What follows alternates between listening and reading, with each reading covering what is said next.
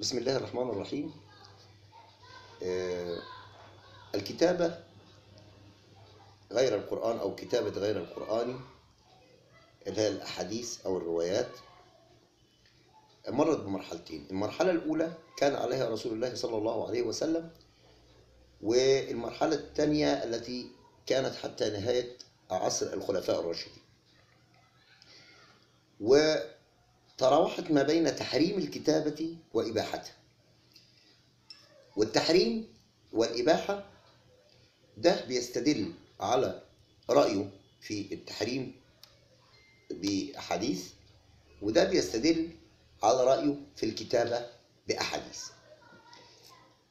اللي استدلوا على رأيهم في الكتابة لديهم نصان. النص الأول ما ورد عن عبد الله بن عمرو بن العاص أنه قالت له قريش: لا تكتب عن رسول الله في الرضا والغضب. وعندما قال ذلك وسأل رسول الله عن ذلك قال له: اكتب، فوالذي نفسي بيده ما خرج مني إلا الحق. وهذه يعني الحديث ده أو الكلام ده يقول أن عبد الله بن عمرو بن العاص كان مترصدا لرسول الله صلى الله عليه وسلم، بمعنى أنه كان لصيقا به. وهذا الأمر مستبعد مش طبيعي أن عبد الله بن عمرو بن العاص، وبطبيعة الحال كان هو صغير السن، كلمة أن يظل مترصدا لرسول الله هذا أمر مش طبيعي. يعني أنه يترصد لرسول الله وإنه بصحبه ليل ونهار، وده مش طبيعي، يعني ليس بالطبيعي. يعني الرواية الثانية، وهو على كل الأحوال ما كتبه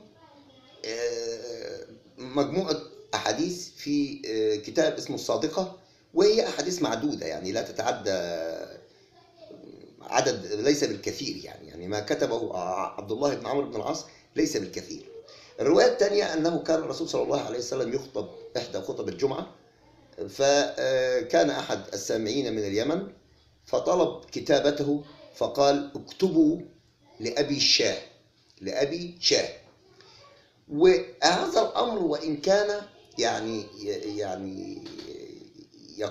يقول إن فعلا اكتبوا، ده استثناء مش قاعدة، وكان خاص بالنقطة دي، بس خاص لأشخاص مش للكل. لكن الأحاديث التي تعددت كانت في التحريم، عدم كتابة الأحاديث.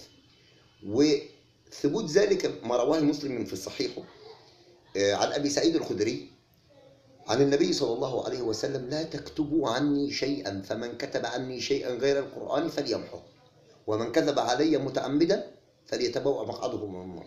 وكذلك في رواية تانية عن زيد بن ثابت أن النبي نهى عن كتابة حديثه. إذا أنا أخذ الثابت في الرواية ولا أخذ بالغير ثابت؟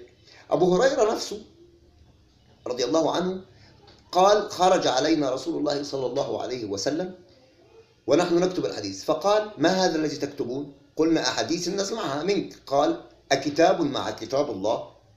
امحضوا كتاب الله وخلصوه. أتدرون ما ضل الأمم قبلكم إلا بما اكتتبوا من الكتب مع كتاب الله تعالى.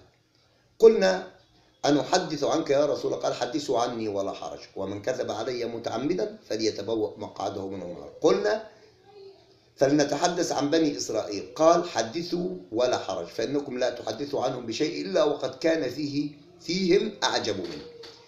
أبو هريرة قال: فجمعناها في صعيد واحد فألقيناها في النار. وفي رواية أخرى عن أبو هريرة أنه قال: بلغ رسول الله صلى الله عليه وسلم أن أناسا كتبوا حديثه، فصعد المنبر فحمد الله وأثنى عليه، ثم قال: ما هذه الكتب التي بلغني أنكم قد كتبتم؟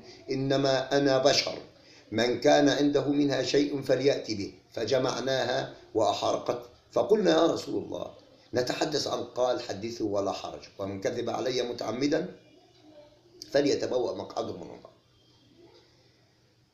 وسيدنا عمر لما فكر في كتابة السنة واستشار الصحابة فوافقوه، لكن شيئا حاك في صدره جعله يفكر كيف أكتب وهناك أناس قد يختلط الأمر عليهم، وخصوصا أن هناك موالي دخلوا الإسلام. وللعلم لم يكتب في عهد عمر شيء، كما جاء عن عمر أنه بلغه ما ظهر في أيدي الناس من كتب فاستنكرها وكرهها وقال: أيها الناس قد بلغني أنه قد ظهرت في أيديكم كتب فأحبها إلى الله أعدلها وأقومها، فلا يبقين أحدا عنده كتاب إلا أتاني به فأرى فيه رأيي. فظن القوم أنه يريد أن ينظر فيها يعني يشوفها كويسة أو لا، فلما أتوا بها أحرقها بالنار، ثم قال: أأمنية كأهل الكتاب هذا أمر يقطع يقينا أن هناك من رفضوا الكتاب